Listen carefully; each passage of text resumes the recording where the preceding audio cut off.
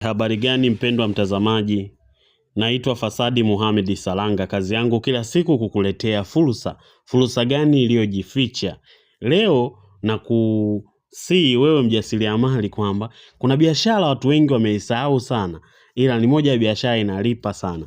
Imagine kwenye darasa letu la ubuyu wa vipande na ubuyu wa Zanzibar. Darasa la ubuyu wa Zanzibar lina wanafunzi zaidi ya 480.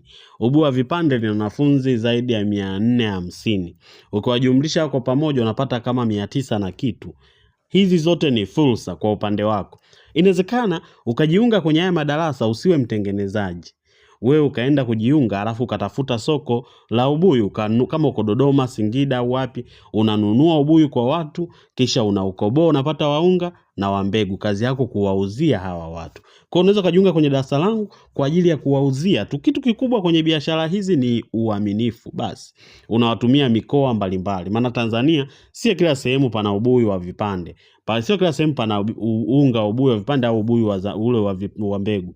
Kwa hiyo hii fursa na kustua wewe mjasiriamali kwamba sio lazima utengeneze. Unaweza kanunua huko ukaweka gharani, kuna wafu kaanza kuwasafirishia na kuwauzia watu. Karibu sana, naitwa Mwalimu Salanga kwa ajili ya kukustua fursa mbalimbali. Unaweza kujiunga kwenye madarasa yetu ukajifunza, na kama unataka kuwauzia utawasiliana na mimi nitakuunga darasani na nitakupa connection zote na namna ya kufanya. Karibu, nikutakie siku njema. Bye bye.